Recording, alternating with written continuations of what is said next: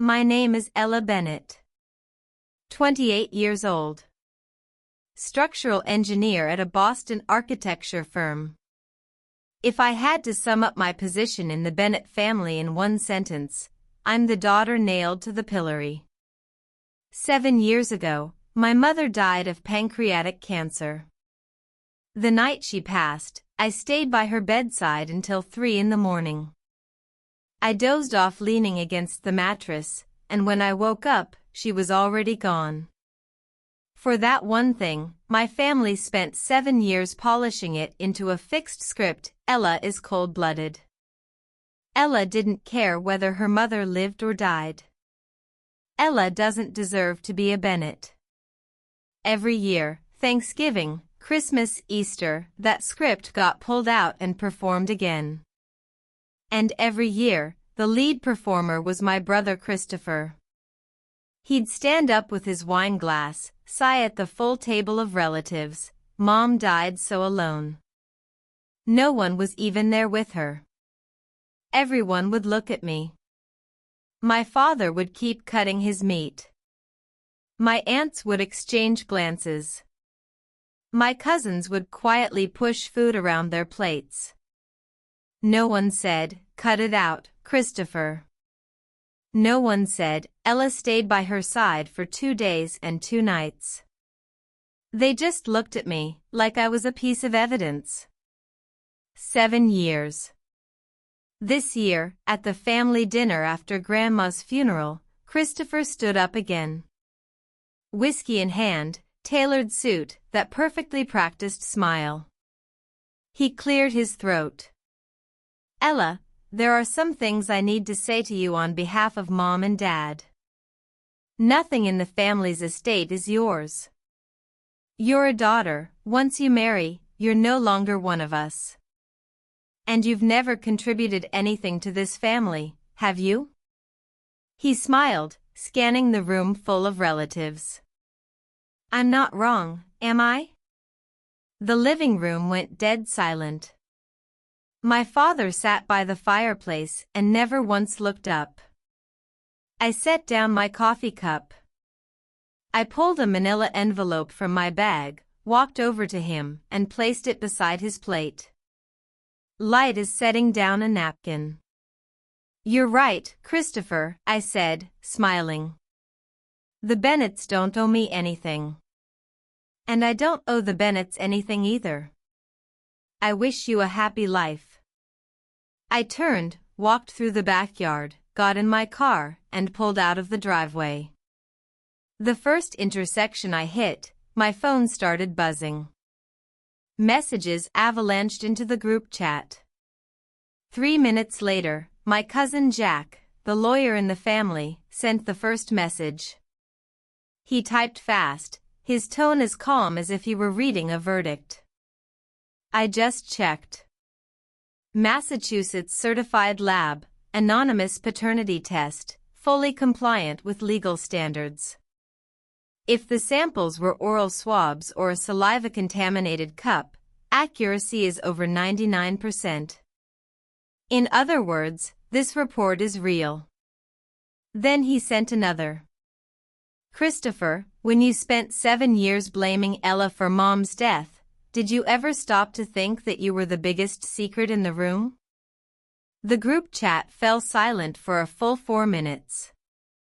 Then Christopher left the chat. I stopped at a red light and turned my phone face down on the passenger seat. Outside the window, the Charles River glittered gold in the afternoon sun. The Boston sky was so blue it didn't look real. 7 years. Starting now, I'm done holding back. That night, my apartment drowned in messages. My father called 11 times. I didn't pick up once. Christopher sent more than 30 texts, opening with "You're insane," middle with "That report is fake," ending with "What exactly do you want?" My aunts forwarded 8 voice messages, each 60 seconds long. I didn't open a single one. I only replied to Jack, "Thank you for speaking up in the chat." He responded immediately, "Don't thank me. I've wanted to say that for years." The next morning, I went to work as usual. Sitting at my desk, no one mentioned it, but I could feel eyes on me. Photos of the envelope's contents had circulated through the Bennett social circle, and half of Newton had probably seen them by now. At lunch, Lucy called. She was my cousin, we'd never been close, but since yesterday, she seemed like a different person. "Ella, I'm calling to tell you I'm on your side."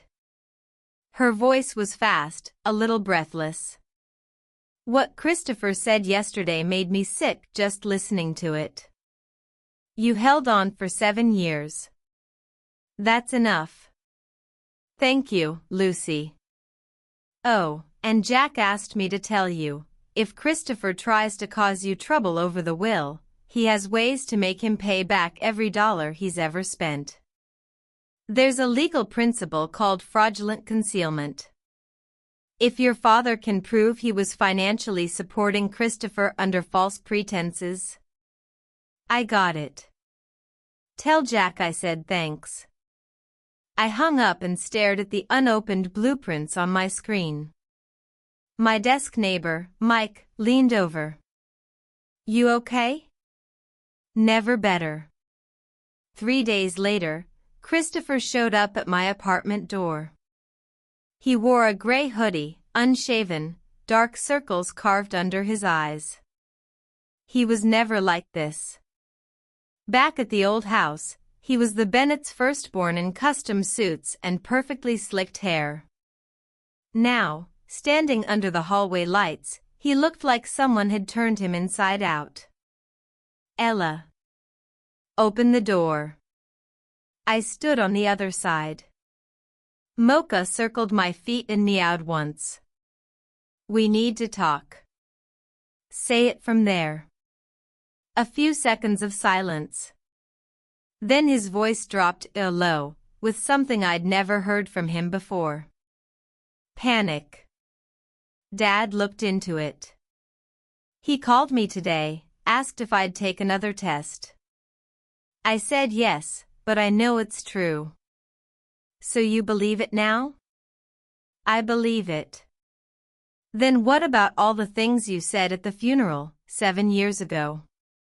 Do you believe those now?" He didn't answer.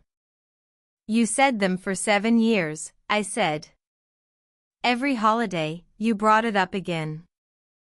You said it was to teach me a lesson." "What lesson did you teach me?"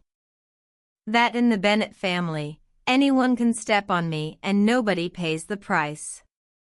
"Ella. Dad's already rewriting the will, you know. He called me yesterday. The old house and the trust are being redistributed." The hallway went completely quiet.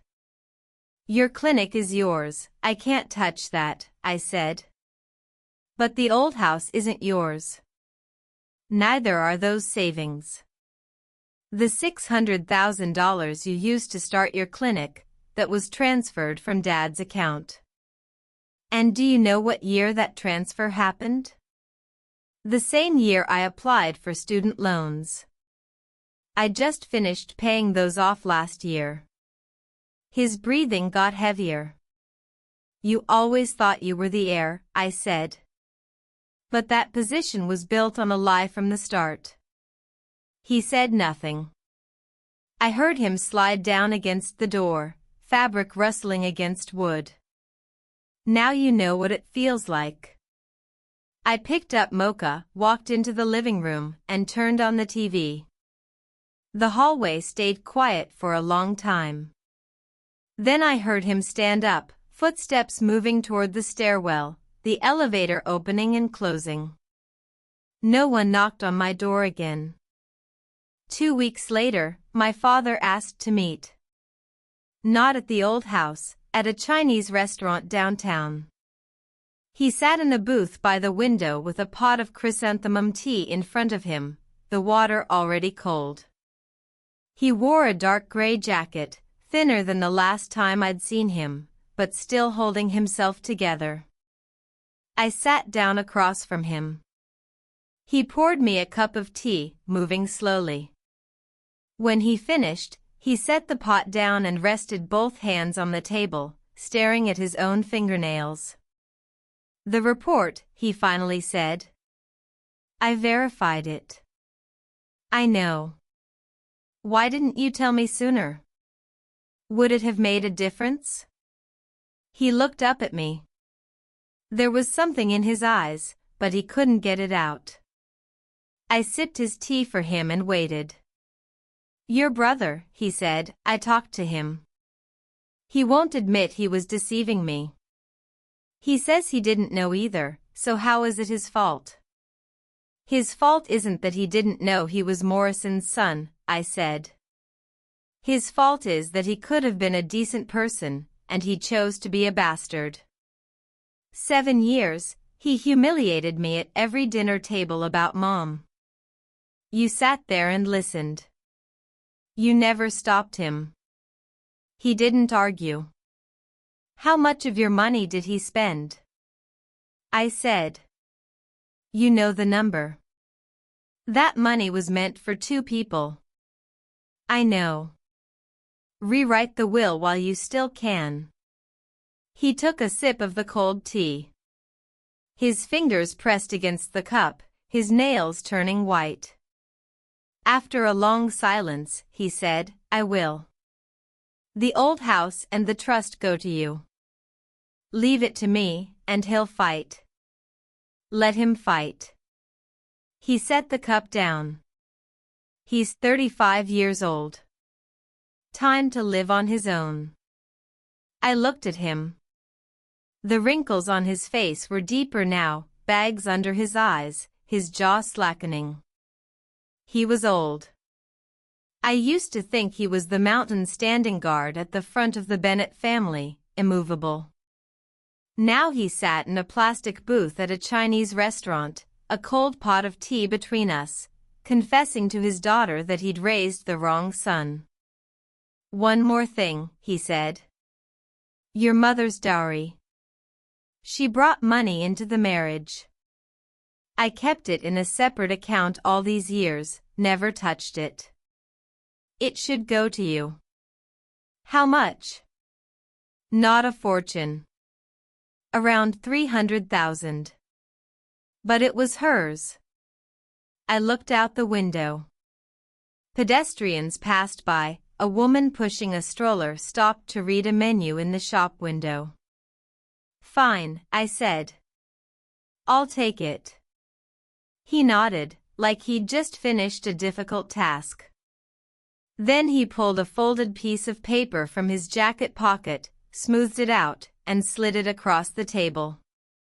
"A handwritten declaration. Richard Bennett voluntarily transfers ownership of the old house and the majority of his investment assets to his daughter, Ella Bennett, with Christopher Bennett's share limited to his clinic and its affiliated properties." Neat handwriting, stroke by stroke. Dated. Signed. Stamped with his personal seal. "Have a lawyer look at it," he said. "Jack will handle it." He nodded, folded the paper back, and returned it to his pocket. Another silence stretched between us. Then he spoke again. "Your mother used to tell me she wanted a daughter. When you were born, she was so happy." I picked up the teapot and refilled my cup. The liquid trickled from spout to cup with a thin, quiet sound. "You never told me that before," I said. I never knew how to say it. "And now?" He glanced at me, the corner of his mouth twitching. Not quite a smile, but not bitter either. "I'm learning." A month later, my father officially signed the new will. Jack was there as one of the witnesses and later told me Christopher had called Dad afterward and screamed for 40 minutes. "Your dad didn't hang up," Jack said. "He just listened. At the end, he said, 'Are you done?' Because I need to go pull weeds in the backyard." "Pull weeds?" He said he wanted to plant flowers. I don't know what kind. I didn't ask. But that weekend, I drove by the old house. As I pulled into the driveway, I saw the backyard, that long-neglected patch of dirt, had been cleared. An old storage shed was gone, bricks stacked against the wall, the earth turned over and covered with a layer of dark topsoil. My father stood beside it, leaning on a shovel, catching his breath. I didn't get out. I watched through the window for a few seconds, then reversed and drove away. He didn't need my help. Whatever he wanted to do, he'd do it himself. Lucy kept me updated on Christopher's situation. His third clinic lost its partner, not because of the DNA thing, but because the partner audited his books and found structural problems. Nothing to do with the Bennetts. Pure mismanagement. But Lucy said the family chat was full of dark little remarks, see? Luck ran out. What about his wife? I asked. She deleted every social media post with Bennett in it and switched back to her maiden name. I heard she's giving him the cold shoulder, feels dragged down. She used to be so proud. All that firstborn's wife superiority in the group. Not so superior now, Lucy said. Ella, you know what? There are several people in the group privately telling me they think Christopher went too far with you all those years. They won't say it publicly, but they're quietly switching sides. I don't need them to switch sides. But they did. Doesn't it feel good? I leaned back on the couch. Mocha was stretched across my stomach, purring. Yeah. It does. Lucy laughed on the other end of the line. The real confrontation happened at Thanksgiving. I hadn't planned to go. But Jack called and said, "Come. Dad wants you there. And there's something you'll want to see." What? You'll find out when you get here. It was freezing that day, Boston's first cold snap of winter, the air sharp as a blade. I wore a thick sweater and drove over, passing the Charles River, its surface a sheet of gray-white sky. Several cars were already parked outside the old house. The relatives had arrived. When I pushed open the door, the buzz of conversation stopped for a fraction of a second. Then it resumed, but I knew they were looking at me. My father sat in his armchair by the fireplace. He saw me and nodded. Christopher sat at the far end of the dining table. He'd lost weight, cheekbones sharp, his suit jacket hanging loose at the collar. His wife sat beside him and never once looked up. Lucy shot me a wink. Jack stood by the window with a glass in his hand, expression neutral, but I noticed he'd positioned himself where he could see everyone at once. Before the meal, my father stood up. He poured himself a glass of red wine and tapped it with a spoon. The room went quiet. I have a few things to say. Everyone looked at him. First, Christopher and I have settled things. The will has been redone. The old house and the bulk of the assets go to Ella. Christopher keeps his clinic. That's final. No more discussion. Christopher's face went a shade paler. Second, my father continued, his voice flat as a medical report, there's been a story in this family for 7 years, that Ella caused her mother's death. I heard it every year, and I never once corrected it. Today I'm saying it, in front of everyone, that story is false. The night your mother died, Ella stayed by her side for 2 full days. She fell asleep that night because she was exhausted. She was not the cause of your mother's death, she was the only one who stayed with her until the very end. He paused. The room was so quiet I could hear the water moving through the heating pipes. I should have said this 7 years ago. I didn't, and that's on me. I'm saying it now. Anyone who brings it up again from here on out has a problem with me. I stood near the entrance, holding a glass of water. The glass was cold against my palm. Solid. Real. Christopher never lifted his head. His wife stabbed at a piece of carrot with her fork, scraping the plate in thin, nervous strokes. Then my aunt cleared her throat. Actually, she said, maybe everyone misunderstood Ella back then. She was just a young girl, it wasn't easy. Aunt, I interrupted, are you saying this because Dad changed the will, or because you actually mean it? Her face froze for a second. You don't have to answer, I said. I don't care anymore. I took a sip of water. Lucy gave me a covert thumbs up from across the table. My father sat back down and picked up his knife and fork. One by one, everyone resumed eating. The table noise slowly returned, someone commenting on the weather, someone else on their kids' school, someone saying the turkey turned out well this year. Christopher didn't say a single word the whole meal. After dinner, I helped Lucy clear plates in the kitchen. She lowered her voice. Your dad's speech was brutal. Aunt's face went green. She's green because she backed the wrong horse. Anyway. From today on, everyone in the Bennett family knows not to mess with you. I didn't answer. Water rushed from the faucet, washing sauce and scraps off the plates. Outside, the sky was pitch black. The backyard floodlights illuminated the freshly turned soil, dark brown and empty. Come on, Lucy said. Let's get some air. I followed her out. The cold hit my face immediately, my breath puffed white in the streetlight. Lucy hugged her coat tight beside me. Christopher's new clinic completely fell through. I heard he asked around for loans, no one would lend to him. Not surprised. His wife didn't lift her head once tonight. Remember how she used to flaunt in the group? Our Christopher opened another clinic, our Bennett family this and that. That was then. Yeah.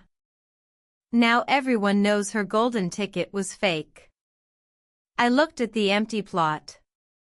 The soil was loose underfoot, slightly soft. I crouched and pressed my finger into the surface's damp, carrying that winter chill. What do you think your dad's planting? Lucy asked. I don't know. He said he'd tell me when it blooms. So you two are better now? Not better, I said, standing and brushing the dirt off my hands. Just not torturing each other anymore. On the winter solstice, a heavy snow fell. Boston turned white overnight, cars crept along the streets, and the roar of plows lasted from dawn till dusk. I stayed in my apartment, the heat cranked up, a pot of mulled wine simmering on the stove. Mocha lay on the windowsill above the radiator, tail dangling and swaying. Frost flowers crept across the glass, and beyond them, the world was a blank white sheet. My phone buzzed. A photo from my father. He stood in the snowy backyard of the old house, wearing his old puffy jacket, scarf wrapped up to his nose.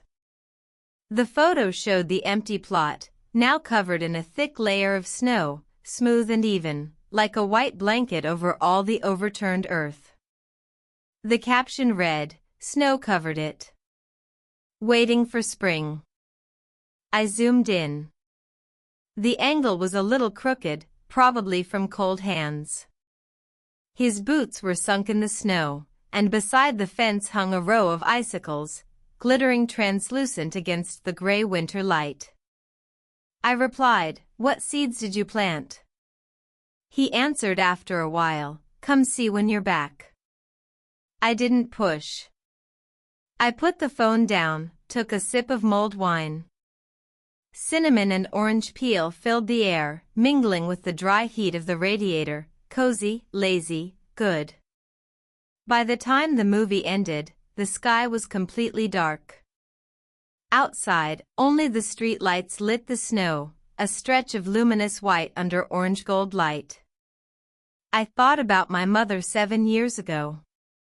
The night before she died, Boston had also had a snowfall.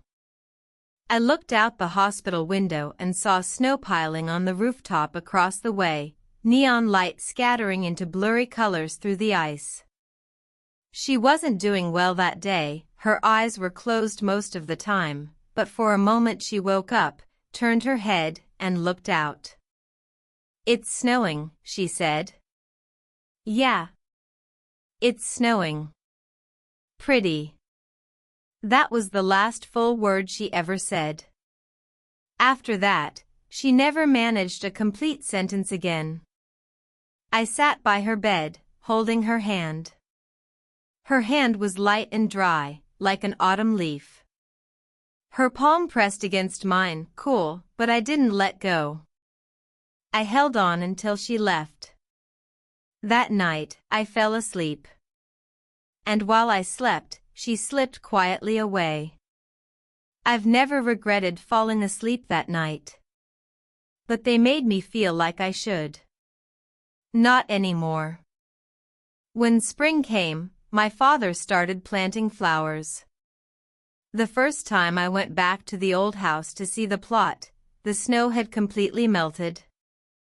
The soil showed its dark brown surface, and at the edges, tiny green shoots were pushing through, not his, just weeds. But he crouched there seriously with a little trowel, digging them out one by one. "What exactly did you plant?" I asked, standing nearby. He wouldn't say. The corner of his mouth curled up just slightly, like a child hiding a secret. Jack was there too, sitting on a bench with a coffee, watching Dad weed. "Your dad's gotten into gardening. You know, last week he spent 2 hours at a nursery. The staff almost thought he was an inspector." "Don't tease me," my father said without looking up. Jack raised an eyebrow at me and sipped his coffee.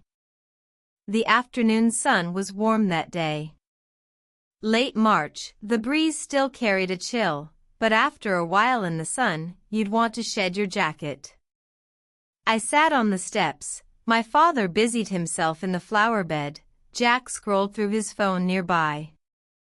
An occasional word passed between us, but mostly it was quiet. "How's Christopher doing?" I asked. Jack set his phone down. "Okay. His second clinic's cash flow is holding, but he's looking for loans, not from Dad, he knows that's useless." His wife's Instagram changed names again. Latest one is Independent Woman Growth Diary. Seriously? Seriously. Lucy screenshotted it. She's got under 200 followers. Posts nothing but motivational quotes now. I couldn't help laughing. My father looked up from the flower bed, saw me laughing, and paused. Then he went back to weeding, but I noticed his shoulders relax a little. That evening, as I was leaving, my father stood at the door. The sunset was behind him, casting his shadow long across the ground. Both hands in his pockets, scarf hanging over his chest, he watched my car like he was checking for something. "Next weekend?" he asked. "We'll see. I'll save you some food." I didn't say yes, and I didn't say no. But I showed up the next weekend. And the one after that. It became a routine. In mid-May, the flowers bloomed.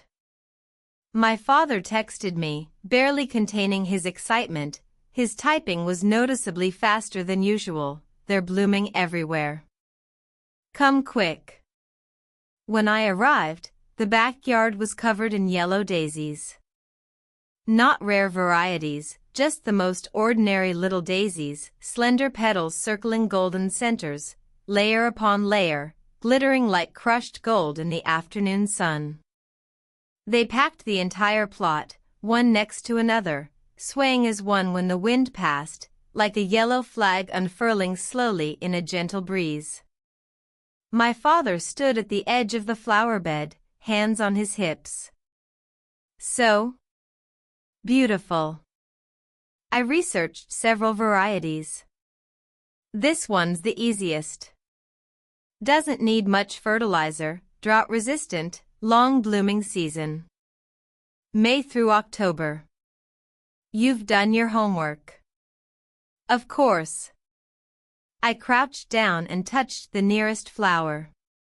The petals were thin and soft, trembling slightly under my fingertip. Bees flitted from one blossom to the next, their wings catching the sun in golden sparkles. A faint floral scent hung in the air, not heavy, mixed with grass and earth, making my nose tingle. Jack and Lucy came that day too. Lucy crouched and took a dozen photos, posting them to her own Instagram. Jack stood by with a beer, saying, "Your dad's changed careers, he's a farmer now." My father didn't respond, but the grin at the corner of his mouth was unmistakable. That evening, we set up a little table in the backyard for dinner. Take out roast chicken and salad, soda in plastic cups, garden chairs gathered around. The daisies bloomed beside us, the sunset dyed their petals a deeper orange gold. The bees had gone home, the world quieted down, broken only by an occasional dog barking in the distance and the whisper of wind through the leaves. Lucy raised her cup, to the Bennett family's new side business, flower farming. My father didn't acknowledge it, but he clinked his cup against hers. I sat on the white stool, legs stretched out and ankles crossed. I hadn't brought mocha, but I scrolled through photos on my phone of her sunbathing on the windowsill. I thought she'd like this garden too. Jack set down his beer and said, "Christopher did a paternity test last month." We all looked at him. "It's back," Jack said. He's Morrison's son. But his own 2 kids, they're his. Biologically. Who made him do it? Lucy asked. His wife. She said, "Prove to me our children are safe." Safe? Jack shrugged. She was worried it would affect their inheritance status. When the results came back, she relaxed. So she's relaxed. What about Christopher? Christopher did 2 things. First, he transferred his clinic registration out of the family trust, made it private ownership. Second, he sent Dad a message. What message? Jack took a sip of beer. He said, "I won't settle old scores with you. From now on, we go our separate ways." I laughed. He won't settle with Dad? He still owes more than he can ever pay. He's just saving face, Jack said. He's got his pride. Lucy said, "Does he still have pride?" All 3 of us laughed. My father didn't join our conversation, but he stayed there the whole time. By the time the sky darkened, we started cleaning up. Lucy packed leftover chicken to take home. Jack tossed plastic cups and plates into the trash bag. I crouched by the flower bed and touched the last daisy still glowing in the sunset's final light. My father stood in the kitchen doorway, watching us. His shadow, cast by the indoor lights, stretched across the lawn, long and slanted. "Next weekend?" he asked. "Yeah," I said. "I'll get more seeds. Plant whatever you want. I'll come see." June. A week before Father's Day, I got a call from an unfamiliar number. I picked up. 2 seconds of silence, and then a voice. "Ella. It's me." It was Christopher. I didn't hang up. I didn't speak. His voice was rawer than before, that gravelly low quality of chronic sleeplessness. He paused, then said, "If I don't make this call, you wouldn't pick up anyway. I've got a few things to say. Then I'm done." I leaned against the kitchen counter, put the phone on speaker, and set it down. "I'm not fighting you over Dad anymore. No point. I know your temper now. You got what you wanted, you're satisfied, fine. Christopher, I didn't want you to. Don't explain. I'm just telling you, I'm done. I'm not coming around anymore. Whatever happens with the Bennett family, it's none of my business. You and Dad can do whatever you want." He paused. Then he said something I didn't expect. "The night Mom died. I found out afterward. I was out of town.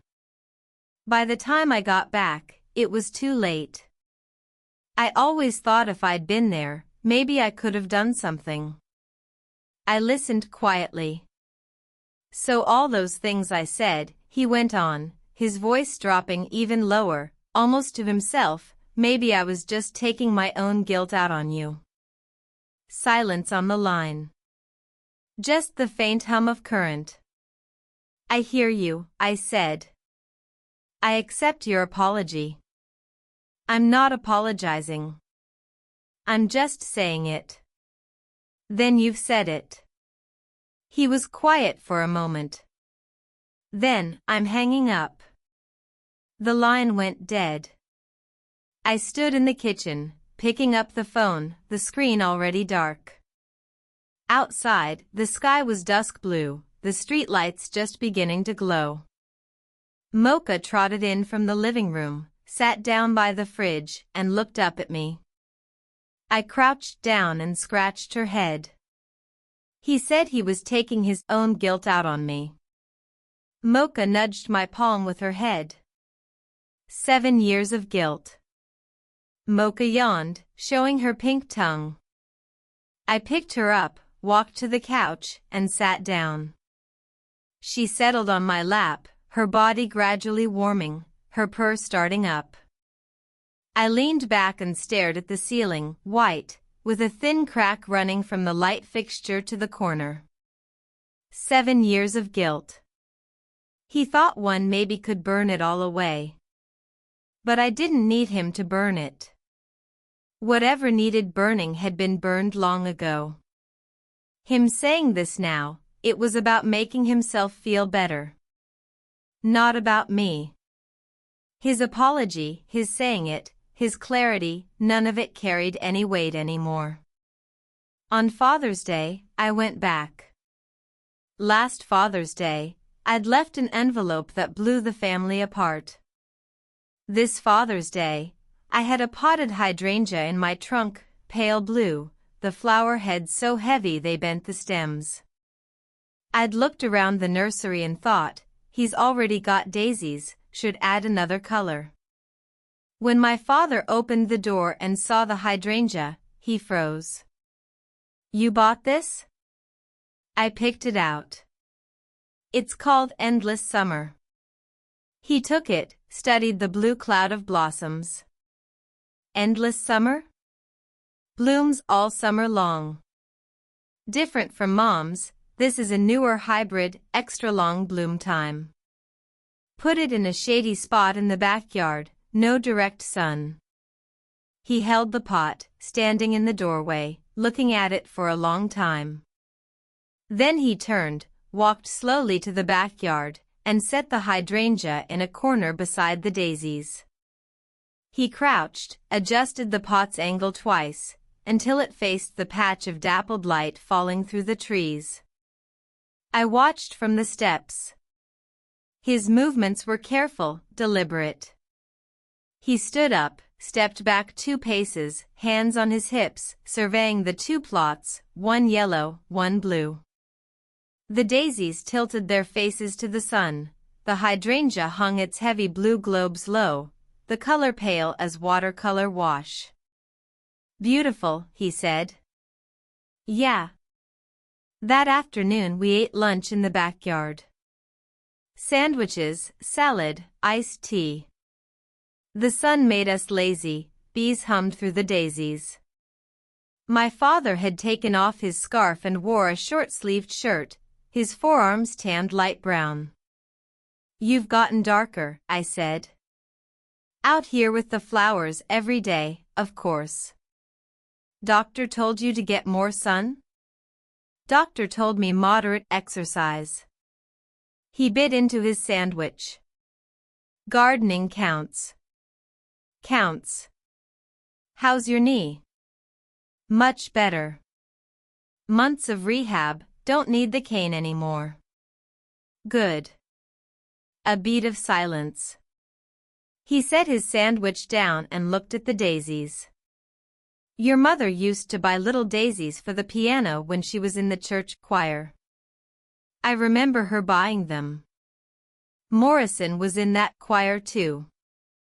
He said the name flatly, like he was talking about a stranger. I thought about it a lot. Maybe she did love him back then. But she spent 30 years with me, and she never once made me feel like she regretted it. She didn't regret it. She wrote that in her letter. I know. He paused. I don't blame her. Her life wasn't easy. If I'd done better, maybe she wouldn't have needed to look elsewhere. I studied his profile. His eyes were on the flowers, but his gaze had drifted past them, somewhere far away. "Dad." "Yeah?" "Did you start gardening because of Mom?" He glanced at me, then looked away. His jaw moved, his Adam's apple bobbed, like an old machine slowly cranking to life. "Maybe," he said. He didn't say more. I didn't ask. That afternoon, when I left, he stood at the door. The sun had heated the wooden porch, and his slippers made soft sounds against it. He held a fresh cup of tea, steam rising, watching my car back out of the driveway. "Next week?" he asked. "Yeah. The hydrangea needs watering. You can do it when you come." "Are your hands broken?" "You water more accurately than I do." I smiled, rolled up the window, and pulled away. In the rearview mirror, he stood there, the potted hydrangea visible through the living room window behind him, a slash of pale blue.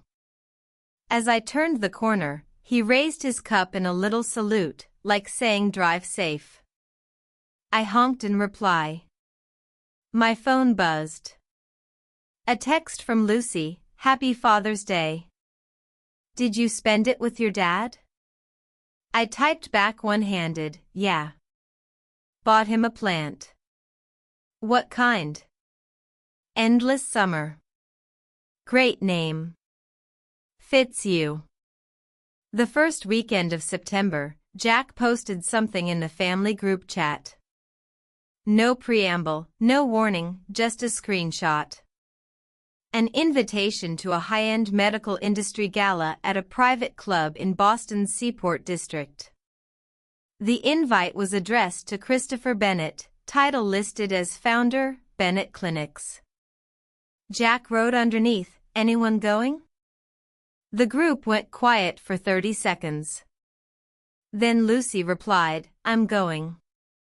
A few of the cousins and I are going together. My aunt responded with a question mark. Lucy again, haven't seen Christopher in a while. He doesn't talk in the group anymore, kind of miss him. My aunt went silent. That night I called Lucy, what are you up to? Nothing. Just going to the gala. There was a smile hidden in her voice. Jack has an invitation anyway, he was going. I'm just tagging along. Tagging along? Don't you want to see the look on his face when he's surrounded by people who know the Bennett name? Lucy. When did you get so? So what? So ruthless. She laughed. When you were getting dragged for 7 years, I wanted to do it. Just never had the chance before. On the night of the gala, Lucy sent me live updates. Christopher wore a navy suit, his tie clip gleaming under the lights. He stood in the crowd with a glass in his hand, that standard practiced smile on his face. Lucy's first text, he's talking to someone. Second, that someone is a board member of the Massachusetts Medical Association. Third, he just spent 5 minutes pitching his clinic's growth plan. Fourth, the board member walked away. He picked up 2 glasses of champagne and went for the next target. Fifth, wait. 30 seconds. Sixth, a woman just walked up to him. I don't know her. Seventh, she's asking him something. Loud. Eighth, she said, aren't you the one from that DNA story? I stared at the screen, fingers hovering over the keyboard. Lucy sent a voice message. I played it, background noise of chatter and clinking glasses. Her voice lowered, she stood right in front of him, maybe 6 feet away, and asked straight out. At least 7 or 8 people heard. Christopher's face, you should have seen it. Went white on the spot. His hand was shaking holding that glass. Then she sent a photo. In the photo, Christopher stood in the crowd, several people turning to look at him. His profile was stiff as plaster in the light, his glass suspended midair, like he'd forgotten where to put it. In front of him stood a woman in a red dress, her back to the camera. Lucy's 10th text, the woman left. But those 7 or 8 people stayed. They're still looking at him. He's standing by a pillar now, staring at his phone, pretending to be busy. 11th, so satisfying. I put the phone down, leaning against the kitchen counter. Outside, the night was quiet, September breeze slipped through the window crack, cool. Mocha rolled on the floor, belly up, looking at me. I crouched and scratched her belly. Your cousin Lucy did something big today. Mocha purred, as if to say it's about time. The next day, the group chat was more active than it had been all year. Someone asked, who was that woman at the gala last night? Someone else passed along the story. My friend said she heard someone ask Christopher about the DNA thing in front of everyone. After 2 rounds of gossip, a distant cousin named Aaron typed, so it's true? Christopher really isn't a Bennett? No one answered her. But the screenshot of the DNA report was reposted. Aaron added, then all those things he said about Ella. The ellipsis hung unfinished. Then my aunt, the most senior Bennett woman, sent a voice message. I played it. Her voice was measured, deliberate. Aaron, don't bring up the past. Everyone has their own judgment. We all know who was right and who was wrong. No admission. No apology. But when she said we all know who was right and who was wrong, everyone knew which side she'd landed on. I backed out of the chat and texted Lucy, "Who was that friend of yours at the gala?" She replied instantly, "Guess." "Jack's doing?" "No. She's a lawyer Jack knows, happened to be at the same gala. Jack just casually mentioned Christopher would be there." Christopher never posted in the group after that night. He didn't leave the chat either. He just sat there, like a dead account. Sometimes silence says more than words ever could. By mid-October, the group dynamic had shifted completely. It started on an ordinary Friday night. Lucy shared a photo of a new succulent she'd bought, asking, "New member reporting for duty, name suggestions?" The cousins fired off ideas, from Little Green to Jade Grandpa, having a lively time. Then Kate, one of Christopher's former strongest supporters, who'd echoed his remarks at several Thanksgivings, sent a message. She had mentioned Christopher, "You said Ella never contributed to the family. What about you? What have you ever contributed?" The group went dead silent. Christopher said nothing. Kate continued, "You opened 2 clinics with Dad's money. He paid for 20 years of your tuition, bought you a house, funded your startup capital. Which Bennett has been carried for 30+ years like you have." Silence. The "someone is typing" indicator appeared a few times, then vanished. Christopher's green online dot stayed on, but he never typed a word. Then another cousin, Michael, who barely ever spoke, wrote, "Kate, you just said what I've been thinking." Followed by Susan, "There's something I've wanted to say for a while." When Christopher said in the group that Ella never showed up for the holidays, Ella was taking care of Grandma that whole time. "Grandma told me herself." She called Ella, and Ella said she'd be at the hospital for chemo that weekend. I sat on the couch, watching the screen, my hands still. Mocha jumped down from the windowsill and walked over, nudging my wrist with her head. I didn't move. Susan added, "Ella never said a word about it in the group. She went to chemo and never told anyone." And Christopher said in the group that she didn't care whether Grandma lived or died. Lucy typed one word, "Fuck." That was the first time she'd ever cursed in the family chat. No one corrected her. That night, Christopher's avatar went gray. He hadn't left, but he'd changed his status to hidden. The messages kept scrolling, but he never appeared again. I turned off my phone and leaned into the couch. Mocha jumped onto my lap and curled into a furry ball. Outside, the moon was bright, an autumn sky so clear it held no clouds. Moonlight silvered the floor like a quiet lake. "Mocha," I said, "you know what? 7 years. Today they finally said those things." Mocha didn't move. Her purr continued. "I used to think they never would." I closed my eyes. Mocha's warmth spread through my lappy, dry, steady, like a little furnace.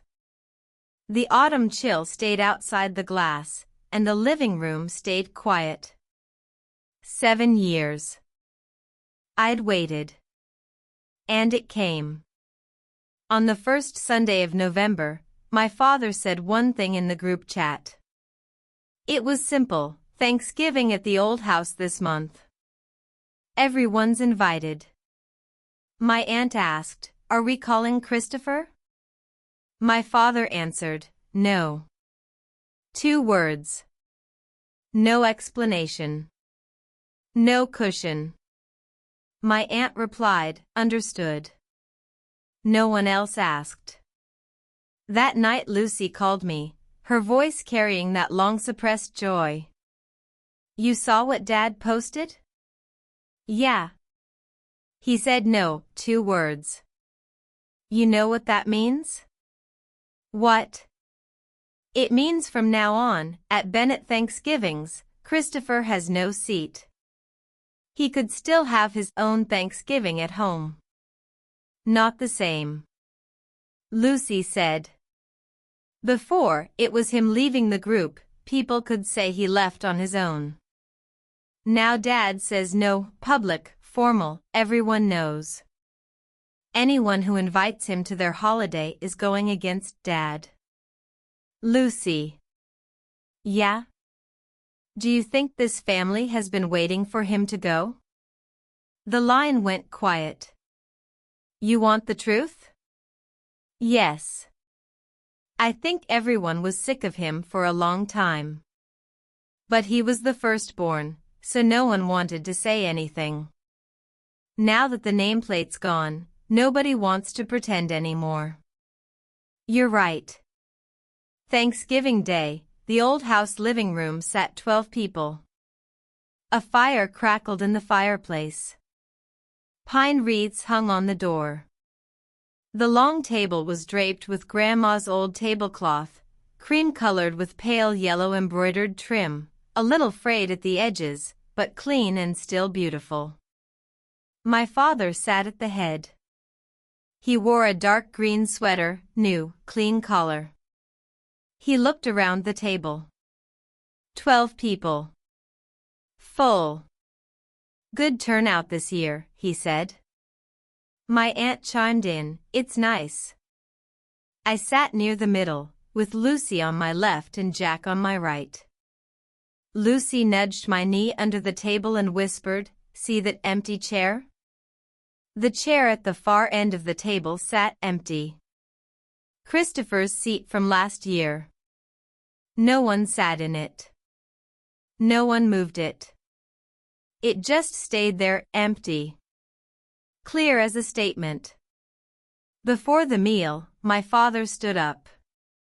Glass of red wine in hand, he tapped it with a spoon.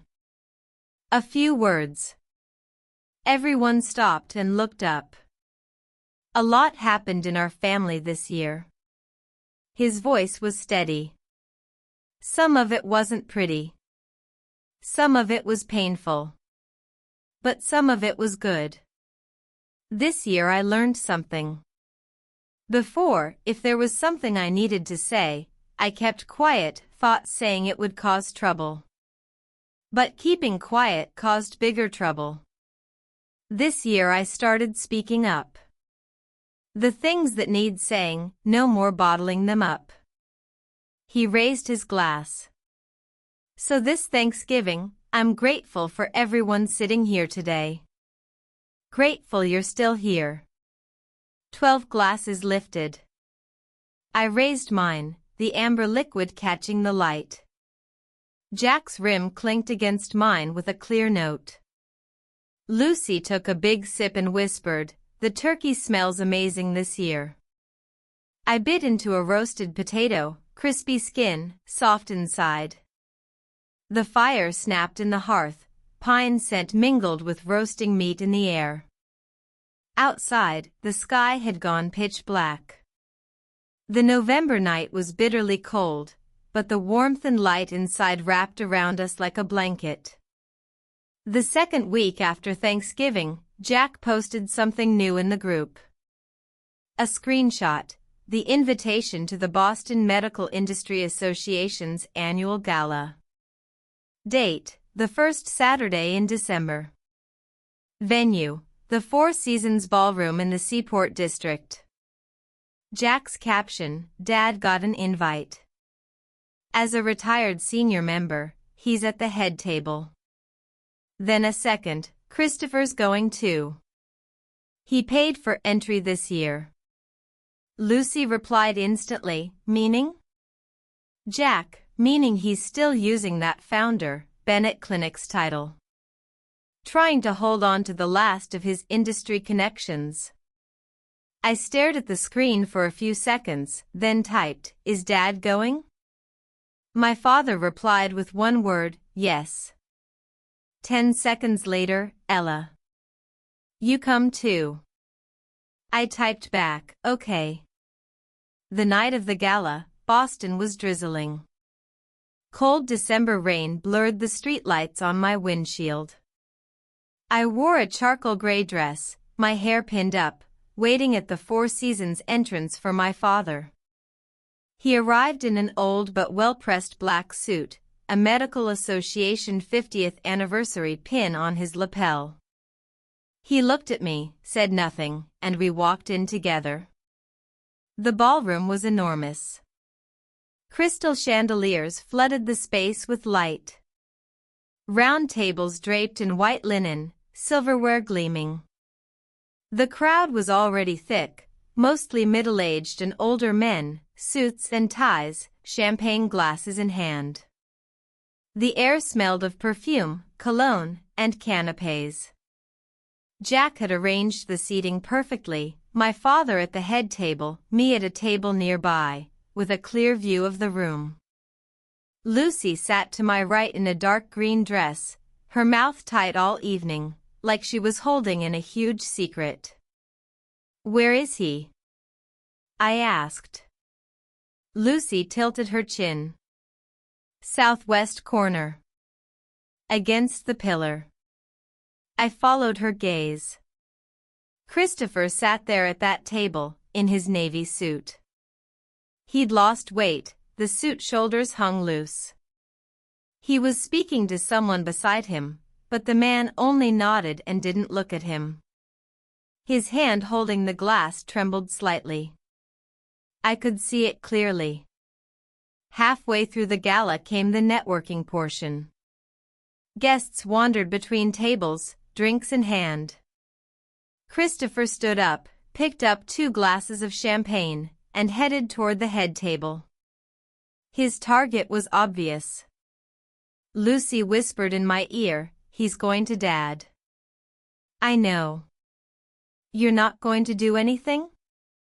"No need." Christopher reached the head table. His pace was slower than last year, his facial muscles were tight, forcing a smile. He came up behind my father and called out, "Dad." My father was in conversation with an old colleague. He heard the voice. He stopped mid-sentence. Then he turned, facing Christopher, barely 2 yards apart. At least 20 pairs of eyes in the room swiveled their way. Christopher extended his right hand, offering a glass of champagne, like he was handing it over, or maybe reaching for a handshake. His smile was frozen. His lips moved, "Dad, it's been a while." I wanted to. My father didn't take the glass. He looked at Christopher. That look, I'd seen it in the hospital, when he stood over a patient he knew he couldn't save. Not anger. Not grief. A quiet finality, the kind that comes after everything's been confirmed. Then he turned, picked up his own glass, and walked back to his seat. Not a single word. Christopher's hand hung in midair. The champagne glass trembled in his fingers. 2 seconds. 3. Around them, people started murmuring, turning away as if they hadn't seen. Christopher's face went from white to gray. He lowered his hand, set the glass down on a nearby table, and walked back to his seat. His steps were too fast, like he was running, not walking. I sat in my chair, my own glass perfectly still. Lucy inhaled sharply beside me. Holy shit. I didn't say anything. I watched Christopher return to his table and sit down. The person next to him slid their chair away an inch. He stared at the tabletop and never lifted his head again. In the second half of the gala, the news spread like wildfire. I heard someone behind me whisper, "Dr. Bennett just ignored his son." Heard he's not his real son. Really? DNA confirmed. Not real. Then why did he show up? Who knows? I set down my glass. Lucy looked at me. Are you going over there? No. I don't need to. Near the end of the gala, Christopher left early. He stood, said goodbye to no one, and walked toward the exit with his head down. As he passed my table, his steps faltered for a moment. He glanced sideways at me. I didn't look back. He kept walking. The ballroom door closed behind him with a heavy thud. That night, the group chat exploded. Someone posted a video from the gala, grainy, shot from far away, but clear enough to show Christopher reaching out his hand and my father turning away without a word. Lucy, who filmed that? Jack, everyone has a phone at galas. Guess who? Aunt, Richard, you tonight. My father replied, I did what needed to be done. The next morning, Jack posted a screenshot in the group. An internal forum on the Medical Association's website, an anonymous thread, Dr. Bennett publicly disowned Christopher Bennett at the annual gala. Source confirms DNA paternity test shows no biological relation. Video attached. 30+ replies already. Shock, questions, comments like no wonder Bennett Clinics has been looking for loans. Not a single reply in Christopher's defense. Christopher's avatar in the group was still gray. I watched that gray avatar disappear from the member list. Someone had removed him manually. This time, he hadn't left on his own. He'd been removed. Lucy texted me, did you see? Yeah. Who removed him? I scrolled up. The last message before the gray avatar vanished was from my aunt. This group is for Bennett's. He shouldn't be in it anymore. Jack replied, agreed. Followed by a list of agreed. And then the gray avatar was gone. I sat on the couch, setting my phone on the coffee table. Mocha jumped onto my lap and settled in, her purr starting up. Outside, the December sky over Boston was leaden gray, but a single band of sunlight broke through the clouds, landing on the rooftop across the street like a small gold patch. I reached down and stroked Mocha's head. It's over. Mocha's ear twitched. Completely over. She yawned, showing her pink tongue. The group messages kept scrolling, but I didn't read them anymore. I'd seen what I needed to see. The champagne glass Christopher had offered, not taken. The dad he'd called out, unanswered. The back of his figure leaving the ballroom, no one following. His last trace of existence in this family had been ground to dust tonight. And I didn't have to lift a finger. A week after the gala, Jack posted a screenshot of a public industry notice. Christopher Bennett's name had been removed from the Massachusetts Medical Association's membership roster. Reason listed, member voluntarily resigned. Lucy responded with a question mark. Jack, voluntarily resigned means if he hadn't, the association would have asked him to leave. The video from the gala spread through the industry. At least 3 partners contacted the association with concerns. They gave him the dignified exit. Lucy, so he got kicked out? Jack, associations don't call it kicked out. They call it voluntary resignation. Lucy, right. Gone either way. I scrolled to the member list. All 12 avatars were online, no gray ones anywhere. That night Lucy called me. Did you see the association notice? Yeah. He's gone. Membership gone, clinic endorsements gone, his entire network gone. You know, I saw an old classmate post on social media today. Some people's best ending is a quiet disappearance. Everyone knows who she meant. Ella, how do you feel right now? I stood by the window. Cambridge in December. It got dark early, barely past 5, and the streetlights were already on. A thin layer of snow covered the streets. Pedestrians in heavy coats hurried past with their heads down. Across the street, warm lights glowed from apartment windows. Someone moved in a kitchen, a silhouette shifting behind the curtain. Nothing, I said. Everything that needed to happen happened. Not even a little celebration? Celebrate what? He's gone, I'm still here. That's the way it was always supposed to be. Lucy laughed on the other end. Ella, you've gotten tough. Not tough.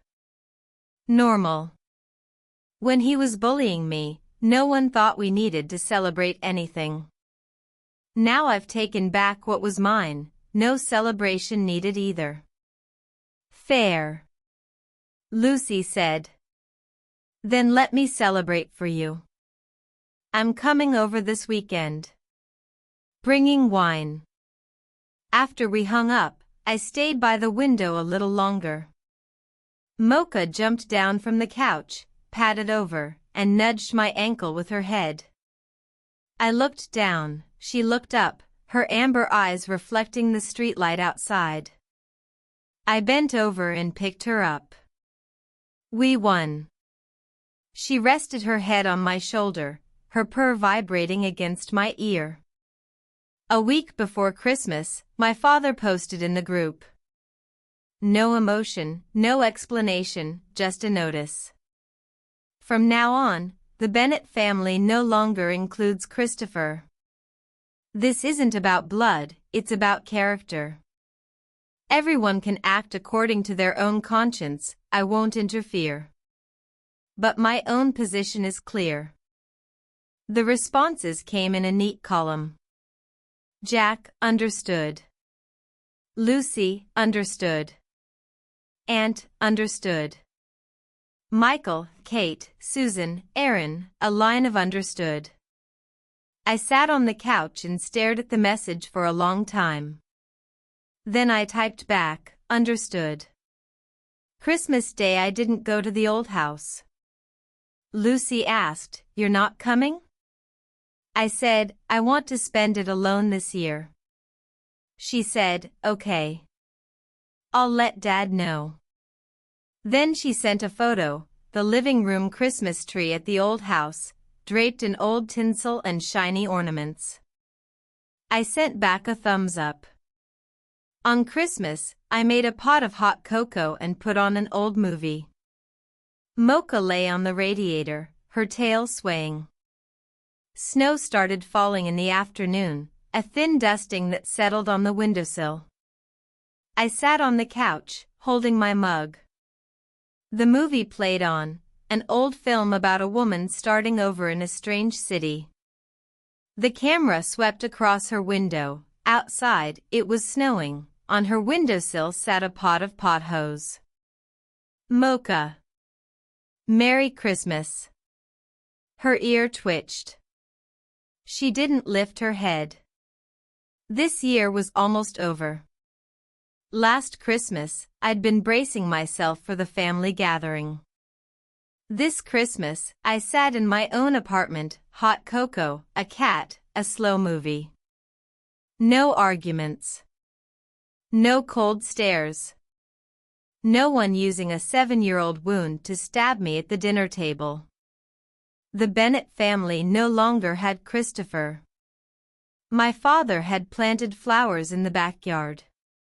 I had Lucy and Jack. Every holiday I'd celebrated this year had been my choice. New Year's Day, my father posted a photo in the group.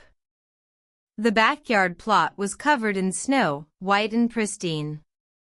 But along the edge, near the fence, tiny green shoot tips pushed up from under the white. Not weeds, the bulbs he'd planted last fall. Winter's deep freeze hadn't killed them. They'd survived under the snow. The caption was 2 words, alive. Lucy replied with 3 exclamation marks. Jack sent a thumbs up. I zoomed in on the photo, those tiny shoots, almost invisible in the snow, but there. Pushing up. I replied, I'll come see them in the spring. My father replied, good. Outside, the snow kept falling, steady, unhurried. Low gray clouds wrapped the city in soft white light.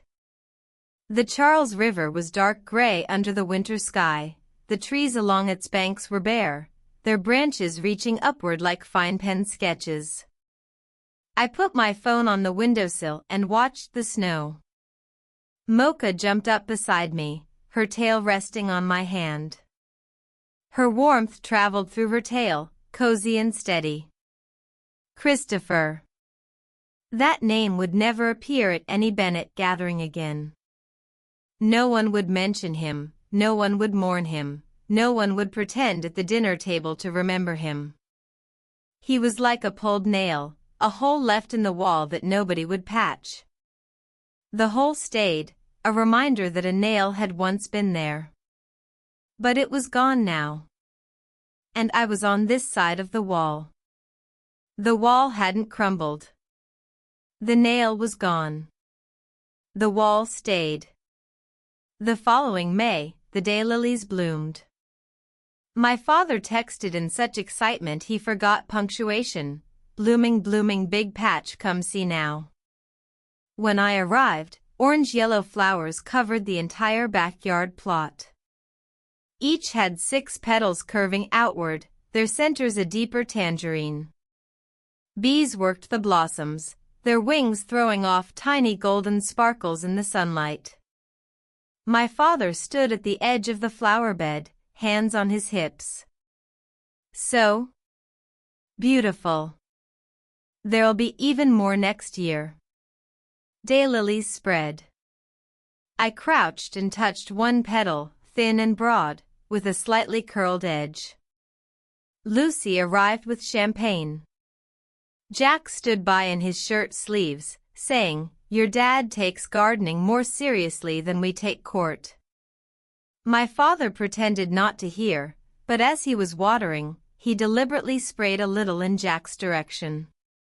That evening we stayed in the backyard for a long time. The sunset turned the flower colors from orange gold to amber, the sky went from pink-violet to deep gray-blue. Neighbors' lights came on, spilling warm rectangles across the twilight lawn. I sat on the white bench, legs stretched, ankles crossed. Lucy was packing up the picnic basket, Jack carried chairs inside. My father crouched by the flower bed, nudging a daylily leaf, straightening a bent stem. His movements were slow, careful, like he was doing something important. Ella, my father called from the flower bed, without looking back. Yeah? New plants next year. What kind? I'll tell you when you get here. A breeze moved through, the daylilies swayed softly. A sea of warm color stirred in the twilight, as if whispering something. Stars appeared one by one, first the brightest ones, then more, until the sky was scattered with them. I sat there, my back against the wooden bench, Mocha's warm furry body beside my hand. The wind carried the scent of flowers, grass, earth. Last Father's Day, I dropped an envelope and walked out. This May, I was here, watching flowers bloom. The Bennett family no longer had Christopher. The daylilies had opened. And I was still here.